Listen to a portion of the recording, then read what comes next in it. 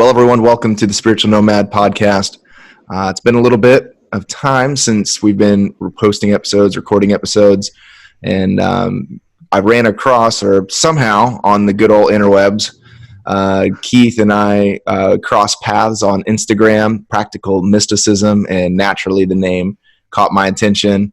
Started looking through some of the quotes. We had a lot of things in common, and just really engaging, I think, with each other's content for a little bit of time. And then Keith had reached out about doing a podcast. And Keith, I got to say too, like that was a unique thing for me because I've been on pause with recording episodes for a while and feeling not sure if I want what I want to do. And it was like, you wouldn't know this, but at the right time, you sent me a direct message about, hey, what does it look like to do a podcast?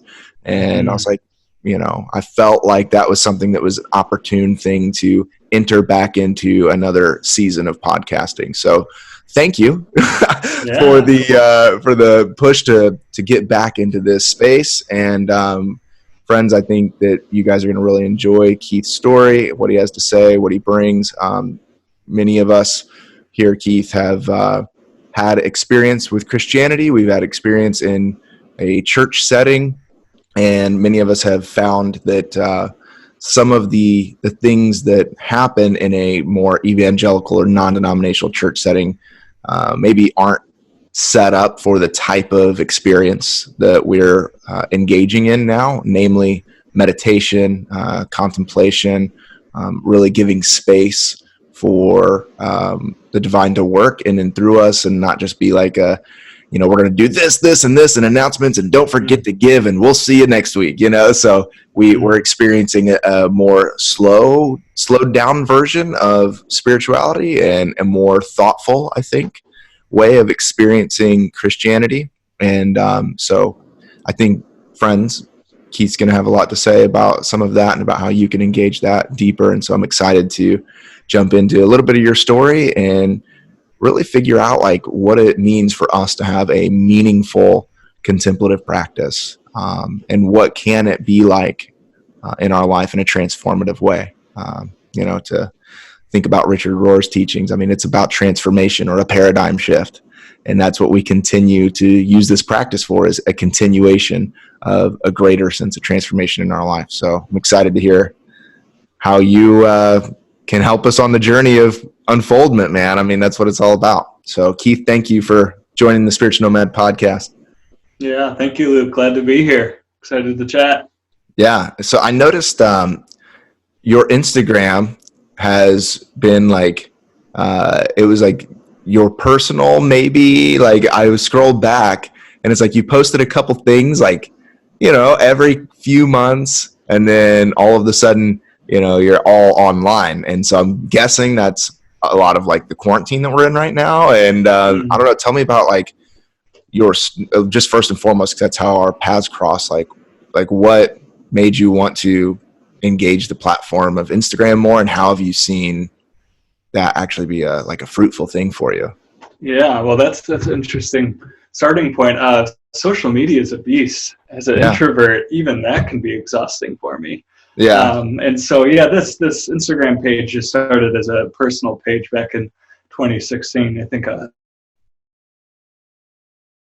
downloaded it to my phone, and I never did anything with it until I really formally started to do more contemplative prayer groups and retreats and teaching on meditation and the Enneagram. And so once I sort of took that on as full-time work, I thought this is a great platform to just sort of offer people a contemplative orientation that I don't think most people are getting, contemplative spirituality in social media world. And it's such a weird world of look at me. I think contemplative spirituality, like look past me or look through me to the deeper eye of my being, or the ground of my being, or the divine within. And so how to bring a social media platform that's about entertainment and about like, it could be self-centered, and reorient it towards something that's like God-centered or oriented towards transcendence, like contemplative spirituality so often is.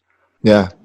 And I know that as you've been sharing quotes and things, like I said, it just really was evident that we're being influenced in a lot of the same ways. And so and the reason I wanted to start with some of that is because you just posted the other day, like maybe your first, I don't know, like selfie video, just like introducing yourself and saying who you are, and just a really quick thing about you were at an Episcopal church. And so I would love to, as people listen to this, and the people that are going to probably tune into this podcast are going to hear about it via Instagram, and so they're probably already familiar with your Instagram. So I wanted to bring a little light to that, that they know that handle, who you are, and then really just give an opportunity as we get into this, like to share more of who is Keith from the page Practical Mysticism, and how did he get to, making an introduction video sitting in an Episcopal church outside of an Episcopal church, talking about centering prayer, So how far back does this contemplative practice stuff go for you? Yeah. Well, back 10 years or so when I was in college, I sort of fell into meditation. I went to evangelical college, and it was a very good experience with my partner there, who I'm married to now for the last 7 years. And so, really grateful to go to the college I went to, but very evangelical, but always had a very healthy relationship to both the church and to the evangelical world. It wasn't super negative, but it was also incredibly confining in a lot of ways. But being in a setting like that and really beginning to take my faith more seriously back in my early 20s, I kind of accidentally found myself in meditation. And at the time, I didn't know what the heck was going on. I would listen. I don't know if you know the band Me Without You. They're a favorite sort of mystical band. They're influenced by Sufism and Christianity and Buddhism, and they swirl all these religions together and offer this. So I caught a lot of that, and so friends that are listening to the podcast, just be made aware that we're working with Zoom here in the quarantine, and we're working with Wi-Fi during peak business hours. And I think, at least for me, I don't know, maybe where you're at too, but we're having a little bit of glitch here and there. So, but in the audio, people probably aren't even noticing it, because it'll be nice. But what's interesting about some of that is that you had an experience, or you were beginning to experience that. And so I'm curious, after the evangelical college, what were the plans? Like, what were you seeking to do after that? Like, did this change the potential trajectory of what you initially wanted to do? Yeah, it sure did it, but always like under the surface of things. I went into college thinking I wanted to be a park ranger, living in the woods in the park, and then ended up in the city of Buffalo, where I live now, working at a community organizing, political activism nonprofit, where I manage this community center and working with youth and refugees from all over the world, from Kenya and Somalia and Burma, Thailand, and in a very activist culture. And so I was living in this world of activism, showing up for rah, rah, rah, and at the same time holding this very personal contemplative prayer practice, and centering prayer in particular, and trying to figure out how to make these two worlds work. Yeah. Because one is like driven by ego and anger, and the other is driven by selflessness and surrender. And so a little bit of a struggle for a few years in how to bring these two worlds together, but I would have lead contemplative prayer, but it was very separate from the work I was doing. And so eventually paid world as a professional, and just go full time into offering spiritual support and spiritual nutrition for people, whether it was groups or retreats or working one-on-one with folks. So, and maybe it just clipped for a second. So what was when you started to do that, when you started to actually offer that sort of space for people, like, was that with an organization? Was that independent? Like, what did that look like for actually vocationally, if you will, doing that?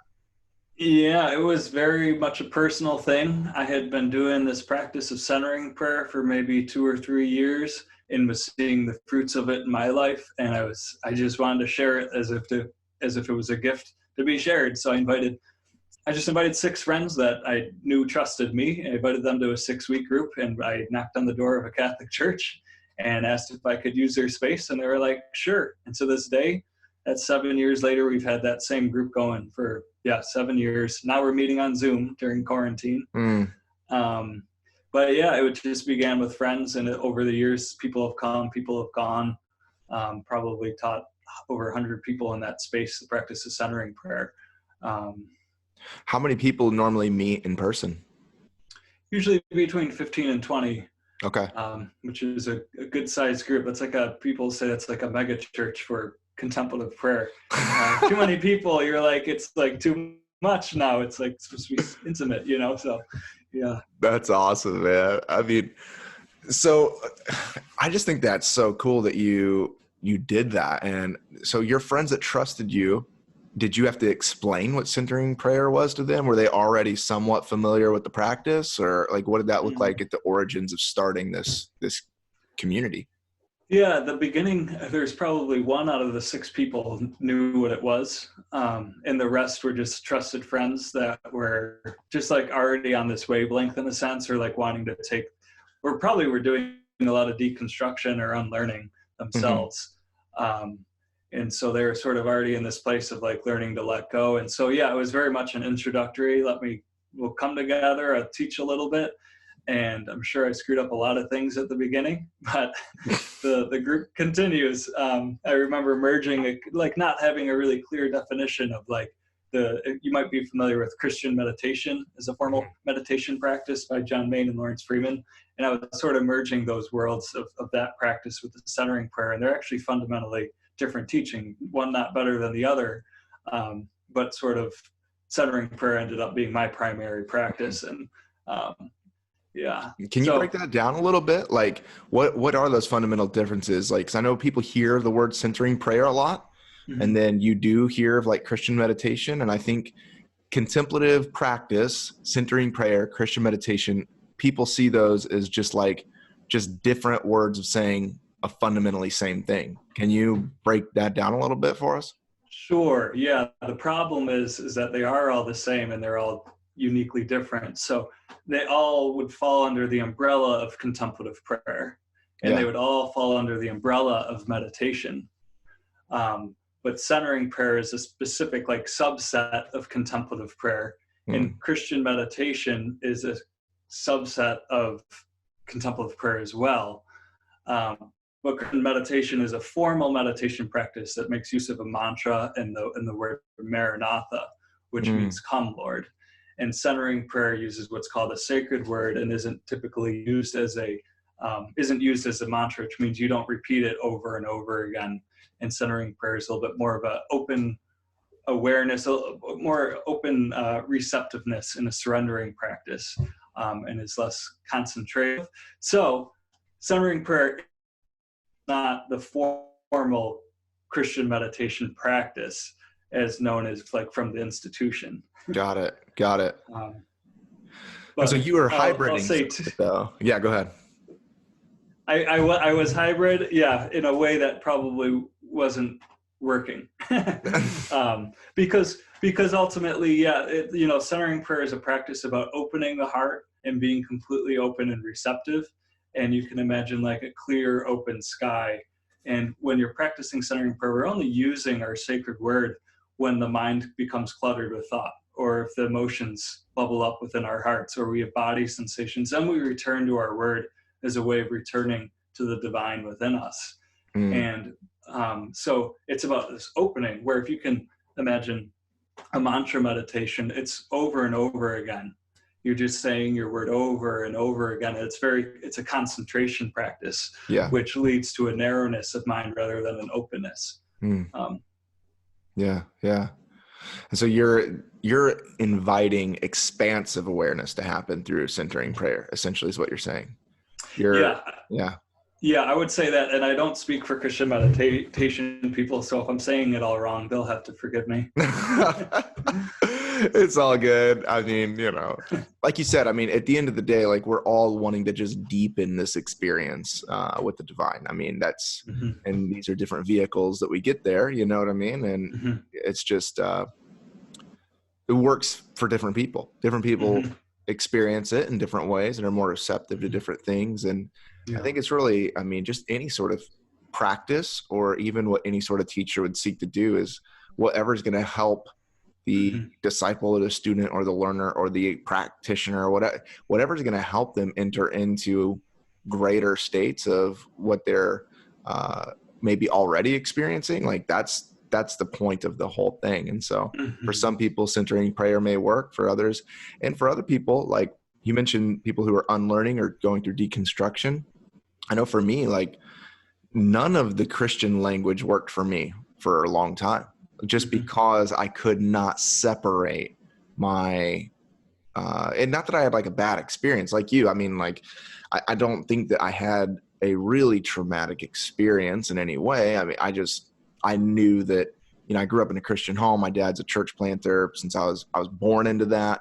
And just have been a pastor's kid my whole life. And so, and then going into ministry myself and becoming a pastor and preaching on the weekends and, you know, having youth group and, you know, doing all the stuff, like I just needed a detox from some of that. And that's how I got introduced to really a meditation practice. You know, I moved to San Diego from Indianapolis to plant a church, and that didn't, it began to take root. And then I cut it off pretty quickly because I sensed that it was not the right time. I didn't feel like I was the right person to steward something like that. And so after like months of depression, and anybody that's listening to this podcast for any number of time, like they'll know that, like I went through this really deep depression, and the only thing that really brought me out of that was a meditation practice. And just a deep sitting with presence, and the experience of the Spirit of God is what changed my life. Again, you know, like I look back at all my pivotal moments, and it's always encounter with presence that leads to a sense of power, right? Not like you know, necessarily like a magician power or anything, but just like a deep knowingness and confidence in the power. That's where the life is. And so meditation was that vehicle for me in a very simple way, like a mindfulness. And it seems like, and correct me if I'm wrong, centering prayer could be most like some of the mindfulness practices of the East. Is that, well, I don't know, mantra is incorporated with that too. So it's kind of hard to say. So, but I mean, in specific, mindfulness, I mean, is that kind of if somebody doesn't have a Christian background or perspective, how do they engage and begin to engage centering prayer, you know? Yeah. So you're talking to a meditation nerd. So I like to draw I like to draw lines in the sand. But so in a lot of ways, in a very general sense, yes, you know, centering prayer, of course, is a mindfulness practice, because we're being mindful of our sacred word as we practice, or you may be mindful of your breath, or mindful of the presence of presence. And yet it's a little bit the opposite of mindfulness, where we think of mindfulness more narrowly as contemplative practice. We're being mindful of something. We may be mindful of our breath. We may be mindful of the sounds we're listening to. We may be mindful of body sensations. In a true centering prayer practice, we're not being mindful of anything. What's the best way to communicate this? You're looking at a screen right now, and I don't know what you're looking at, those that are listening, but if you could begin to look at just pointing your thing, it could be the tip of a pencil, it could be the camera on your computer, and just taking notice of the space that's in between you and that object. That's a little bit more like centering prayer. For mindfulness, I could pay attention to the screen itself, and I'd be being mindful of this very specific thing, where centering prayer is a little bit more on the self-emptying side of things. So we're not being attentive to anything in particular. We're looking at the empty space that's between all the things we could look at. And of course, as I look at the empty space between me and the screen, I'm inherently looking at the screen. It's just what was in the background has moved to the foreground. What was in the foreground has moved to the background of attention. Yeah. Yeah. God is always in the background of experience. Presence is always in the background. Awareness is always aware. We're always aware. And yet, we're just not awake to that. So we're just switching what's in the foreground and the background. Mm. I love that. And even something that just spun off of that was thinking about the space in between is also affirming the detachment of anything that is in our life, like that there is always space in between all of the things, even internally, releasing from the desire, releasing from the need for anything other than what is right here in the naked now, if you will, and that is, as you're talking, just thinking about like this whole quarantine time for me has just been a time of detaching from any sort of preferred reality. Because the reality is we all have that preference right now of what should be or could be, but releasing that enables us to enter into the presence that's at hand, I love that. I love that. And I love what's in the background is brought. It's good. Yeah. It's a total letting go of our own, our own ego structure. Everything that I want, like my whole self-centeredness, I want this, I think that, I have these emotions, and I got in contemplative practice is just about letting all that go. Yeah. All that shit, just let it go. Let it fly away. And we want to cling. We want to attach ourselves to the emotions. For me, it's like spiritual ideas. Spiritual thoughts emerge because finally the mind's sort of getting a little bit quiet or a little bit more still, and the conscious mind is slowing down, and then the unconscious opens, and all of a sudden these rosy spiritual insights come up. And all I want to do is just grab onto it and chew on it, enjoy it. And yet that's the opposite of, that's my own ego desire. Right. My ego loves spiritual insight, and I want to grab onto it and chew it and write about it. And those are good things to do. But at the same time, in the moment of being aware of presence, any thought about God, any thought about spirituality is always less than the direct and immediate experience. The naked now, as you just said, if to think about God is not to experience God as directly, it's just to surrender, to just let go and be open. Yeah. Yeah, I love that. And we aren't conditioned for that in any way. And I think in the West, it is so difficult to do because our paradigm and our framework just is not that. Like and I was thinking about that the other day, like we don't do spirituality to get something from it. You know what I mean? We engage in spirituality to become more like this essence, to become more like this divine being, to have engagement, experience, and encounter with it. And that's the purpose. I was listening I listen to a lot of Alan Watts and people like that. And it's like, he was talking about in the 60s about what they've done with college, that now it's the purpose is to get the degree and get the honors and to just keep outdoing, your colleagues. And, it's like, now it's not the point of taking a French class is so that you can speak French and read French. It's not so that you can like have the degree and the qualification of speaking French, And I feel like we in the West have a temptation with any spiritual practice to be like, oh, I'm into Tantra and so you can like take pictures on Instagram and hashtag it, you know what I mean? And get followers for it. It's like, no, like the point of any spiritual practice is to engage spirit. But man, I have that temptation, and we all do. And I think it's for people to be in those deep presence practice when those thoughts come up, and the amazing empowerment that comes from the releasing of that. And maybe you can, I don't know if you want to speak to any of that too, but just like, I know that I am so in tune with the infinite that I don't need to hold this and put it in my pocket, that whenever it's necessary for this to come to life again, it will come to be then at that proper naked moment of time. And it's a confidence in yourself and your connectivity that I don't have to like grab this and jot it down, because like if I just keep doing this now, I'm familiar with it. And on a podcast or on a Sunday teaching or what, this is going to already, It's a toolbox that I don't have to make. You know what I mean? It's something that's already there and can emerge,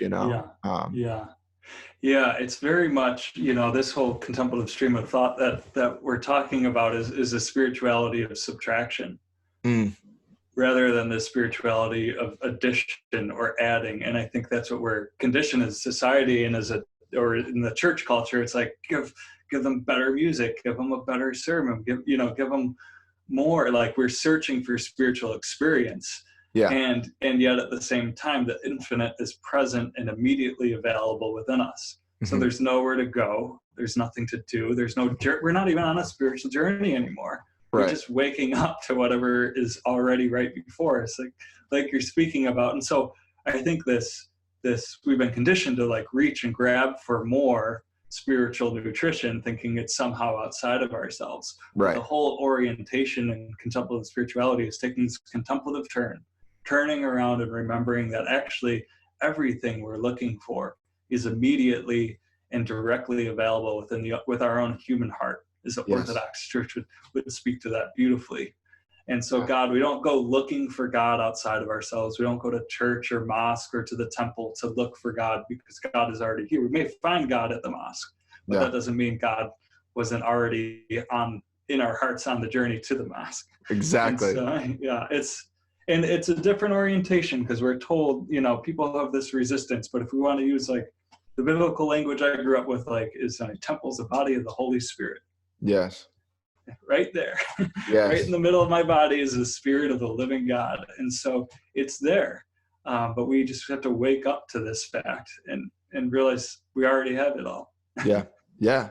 I mean, I've just been reading through John again and just seeing how Jesus is constantly speaking of his oneness with the Father.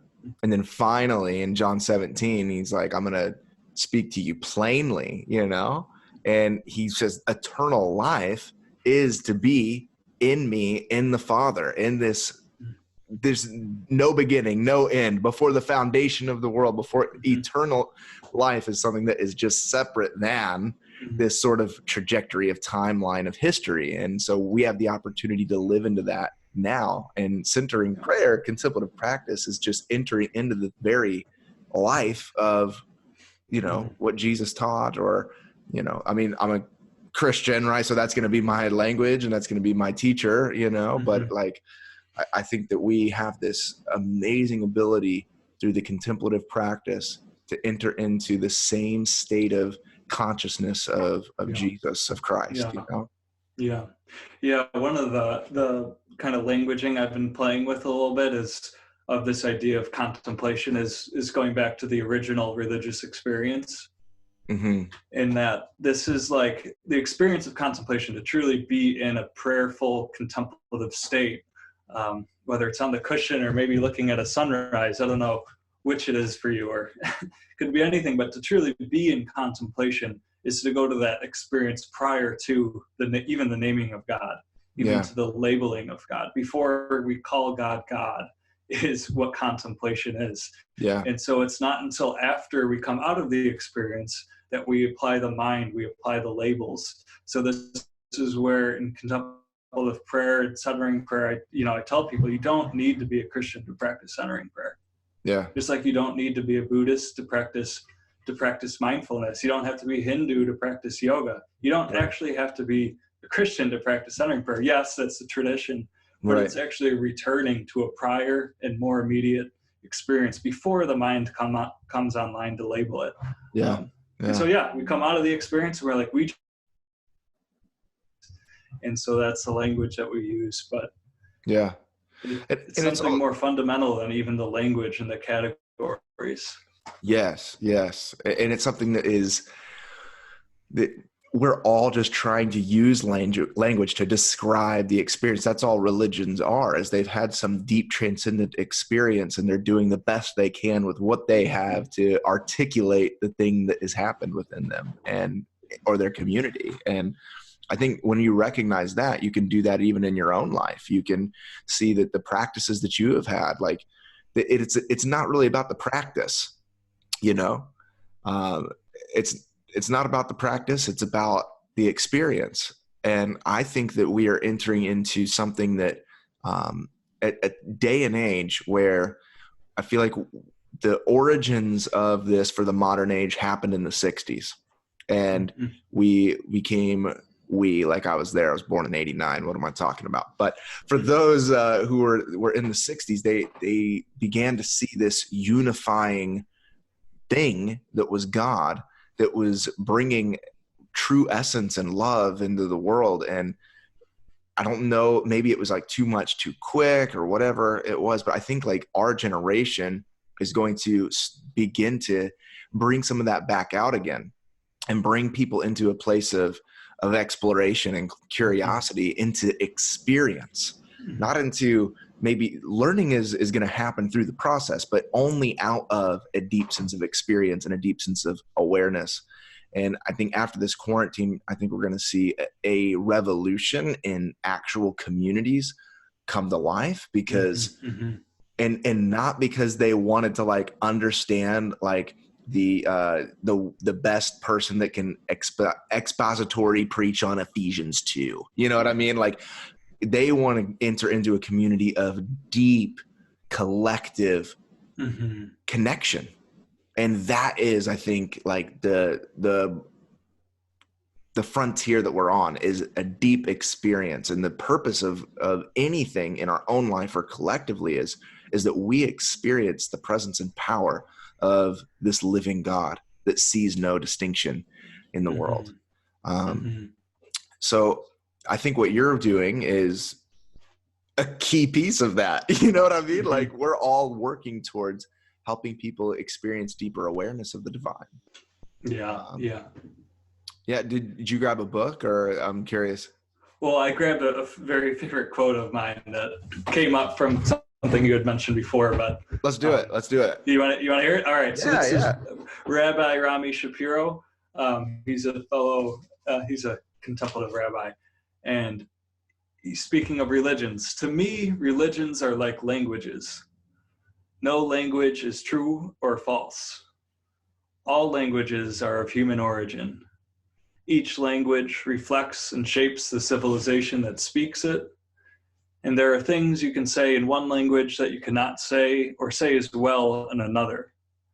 And the more languages you speak, the more nuanced your understanding of life becomes. Judaism is my mother tongue, yet in matters of the spirit I strive to be multilingual. In the end, however, the deepest language of the soul is silence. So good. And that's the God. Yeah. I'm like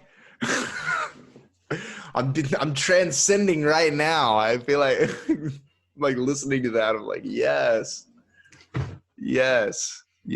because man, to think about all of the things that we have passed over because it didn't have the right language to it first.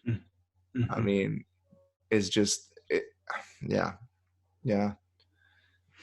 incredibly limiting. And that's why the contemplative orientation is always to the wordless, the silent path of recognizing that all our language falls short. It's all just interpretation. It's all just an attempt to reach for that to put language to the ineffable, to try to squeeze the ocean into a cup, to take what's infinite and try to define it in a finite way.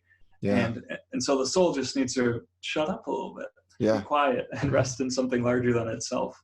Yeah. And I think that's really, when you look at like the Christian language of the spirit and the flesh, that when we're trying to translate spirit into this plane of reality, there's always missing pieces in translation. You know, there's always going to be something that is like it, but maybe isn't fully it, you know? And for me, like I do, being a Enneagram 7, there is the headspace, you know? And so like, to me, if I hear language or if I hear an idea, immediately that can project me into a higher state of understanding and of being and of knowing. And so that's one thing that I really appreciate. I always tell people, like, I'm not trying to discredit the language that we try to give to things by any means. Like those are usually like the launch pads that get me into different places. Like if I just hear Alan Watts' voice, like I'm immediately like, oh, like I'm functioning on a different level now. You know what I mean? It's like, so it can be a great thing to have. And I don't think it should be discouraged, but I think exactly what you're saying, what the quote is saying, is that there is a native tongue with that, but that is on a particular plane of flesh, of world, of, you know, whatever sort of language, pun intended, right? You want to put with it. And then you begin to enter into a state that there is just no reality for that supernatural state. And what happens there. So for you, I'm curious, like the work that you're doing and the purpose that you have, like, how does this look like, you know, in your own daily life? Like, what does this mean for Keith? Like, what do practices really look like? Like, how does the actual working out of this take place in the life that is you? Yeah. Well, good question. I'm pretty routine. You know, I got the 9-wing one, and my one wing is rather strong, and so I'm good with routine and creating some order to my life. And I'm jealous. Yeah. There's a negative side to that for sure. So, but it's my morning routine is so important to me, and so when I work with people one-on-one, it's really about encouraging people to find a pattern that they can just fall into right away. That I wake up every day and I do the same thing for the first hour, at least the first hour of my day. You know, I keep it completely screen-free. I make my coffee. I have my journal. I read my book. I do a good amount of writing, good amount of reading, and then I have my prayer. I do my centering prayer. And I work a lot with chanting as well. So usually a few minutes of chanting before moving into the silence. I find that is more of a way of bringing embodiment to sort of feel that physical sensation in the heart. Kind of get out of the mind and put the mind into the heart. That's a good way for me. And so, yeah, doing my 20-minute sit every day is definitely the most like practical thing I can do, because centering prayer is very much a formal meditation practice. It's also the most spiritual thing I can do in the day. And those two things are, you know, psychological and spirituality, you know? Yeah. So, yeah, it's really good. I mean, I think for a lot of people, just even that sets the tone for your day too. You know, I know some people say like, well, I'm not a morning person, or I'm not. It's like, you know, well, find your time. But I mean, I would definitely encourage people, because same way, like I have my first hour of the day, and it's no phone, it's no anything. It is coffee though. It is coffee. But I mean, it is really a sacred space. I mean, there's a reason why virtually every spiritual teacher has done this sort of practice in the morning. I mean, Jesus woke up early and went away to a desolate place to pray, you know. He consistently talks about, like, you know, woe to you Pharisees who pray on the street corners with loud prayers. And he says, go to your home, to your prayer closet, which is kind of weird, because a lot of people wouldn't have even had that luxury in his day and age. So I would even say that even that could be mystical, that the prayer closet is that of the heart. It's something that is deep within, that regardless if you have the physical place in your home to do it, you always have yourself to go into. And it's like, man, like to start your day in the deepest room of who you are just changes your outlook. And, you know, so I'm curious, like with you moving into this and you like making this your vocation, like what does it look like from transitioning then from being in your own practice into work mode, and then because then now you're being the teacher in a sense, you know, and so like what is some of your like your work look like with people in this?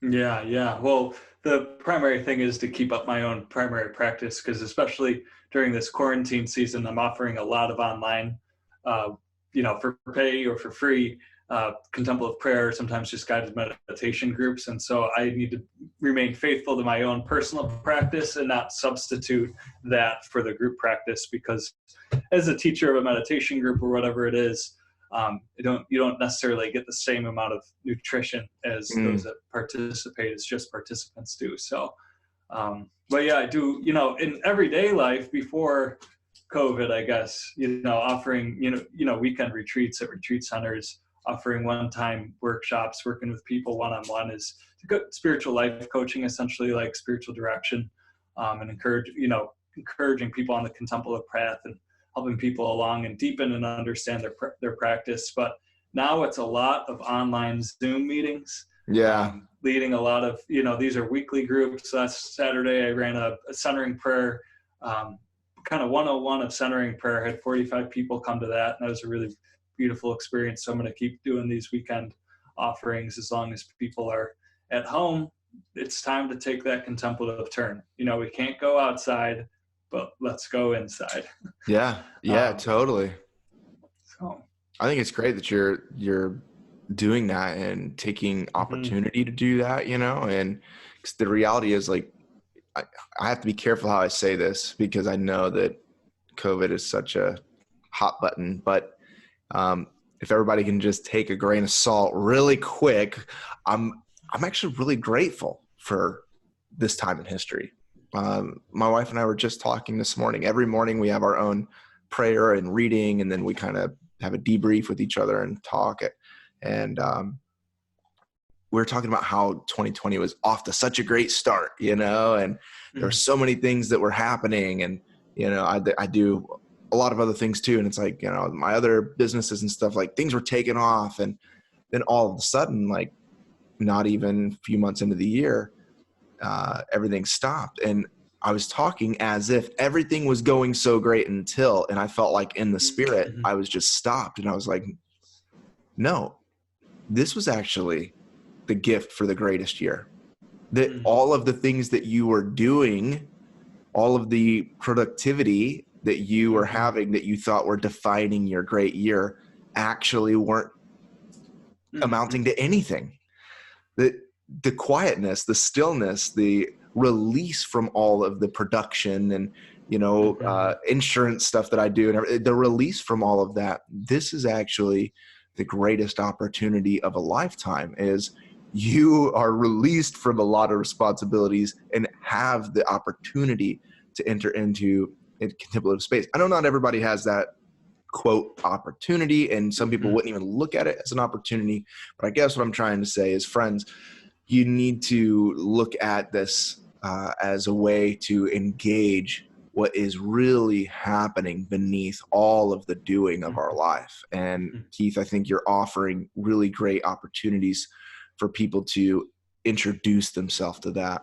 And so for those of us listening, I think it would be really great if you would get connected with Keith, join his groups, and see how this can transform and change your unfoldment. Because if we don't take advantage of this time, the only thing we're going to do is sit around and loathe it and try to be, the same person after it's all over. And the whole point of this life is to not try to be the same person that, we were. It's to transcend that. So how would people, if they wanted to choose this opportunity and work with you in a way to engage their contemplative practice in a deeper way, what would be like some of the best first steps for people to get to know you and get involved with what you're doing? Yeah, well, my website's just my name, so keithkristich.com, and that's probably the most immediate place. And there you'll find the contemplative prayer group, some of the Enneagram integration groups, which is really the bringing together, the wisdom of the Enneagram, all the insights and amazing work of awareness that we can do with the Enneagram, and combine that with contemplative practice. So you'd find that there, but even more exciting, I'm right in the middle of launching a Closer Than Breath, a 6-week online course. It's going to be a centering prayer, the centering prayer course that will help people get up and running on a practice to practice every day. And I'm super excited about this. And it's based on a resource. You go to closerthanbreath.com, and there's a 4-page download there that just sort of maps out contemplative spirituality in a very large way, bringing it all the way down to practice.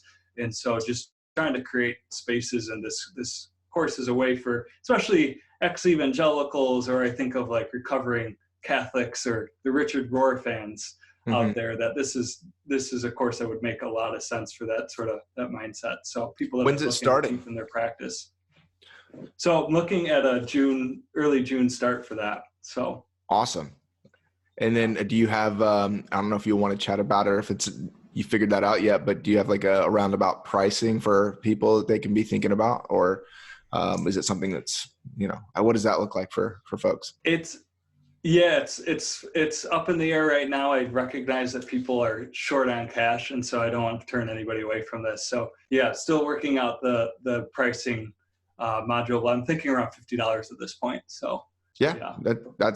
That's definitely reasonable. And I mean, I think what things can do in your life are worth all of that. I mean, and I think that what better time? Because I mean, the reality is we are going to be probably still in this place come June, sadly. And I'm normally naively optimistic, and I am still, but from what I'm hearing, that might be still a thing that's going on. So this is a great way, friends, for you guys to spend your to quarantine and to begin to engage. And to me, like, the reality is, like, we need spiritual teachers, we need guides, we need people who are committed to this, because like I started playing drums at a young age, and I played drums for years, and then still, like, from age 3 until in 6th grade, my parents wanted to put me in drum lessons, and it's like, yeah, well, I kind of already have the talent or whatever, but what I got from drum lessons was something far more than what I could have just done on my own, because I'm trusting someone and I'm paying someone who has committed their life to this. And more so than anything, especially if I'm new or if I'm young in a practice, doesn't matter if you're what your age is, but you need someone who can keep you accountable to a consistent rhythm and to bring you and to do that. And so, friends, a lot of times, even if you've been doing this for a long time or a short time, you need someone like a Keith, or just name your person that you might have a relationship with already, like, to have that sort of continual practice, and to have a place that, every, I don't know what your time's going to be, Saturday at 10 o'clock in the morning, I'm going to do this, and this is going to be the thing for me in this time, So just a little bump for you there, because I think that people need to take advantage of that, and to go and see teachers. Yes, indeed. Cool. So I'm going to be really honest with you. So there were some other things that I want to chat about that maybe we didn't get to, maybe because I'm just getting my feet back wet with all of the podcasting and such. But I think it was really awesome to have you on. Really great conversation. I think everything we covered is just really good and rich. I'd like to maybe do another one of these and cover some other stuff too that I think maybe we could cover. And hopefully we can do that sooner than later. I don't know if you're interested in that. That sounds great. There's more than enough to continue to chat about. So yeah, I'd love that. It's been great to talk with you, man. Yeah, love to have you on again. And my computer's dying. I'm a noob and didn't plug my computer in. So I'm going to wrap this episode up. Friends, thank you for joining us here. This has been Keith. His handle is going to be, what are you changing your Instagram handle? I'll be changing my Instagram handle just to Keith _ Kristich. All right. Well, friends, you can find that in the description of the show below. And then if you're watching this on Instagram, just click his handle that'll be tagged there. Give him a follow, and it's going to be good, because you got to fill your feed. If you're going to do the social media thing, you got to fill it with things that are actually going to increase your level of awareness, not cynical memes. So, friends, thank you for joining the Spiritual Nomad podcast. Keith, thanks so much for your time. I really appreciate you, man. Thank you. Be well all.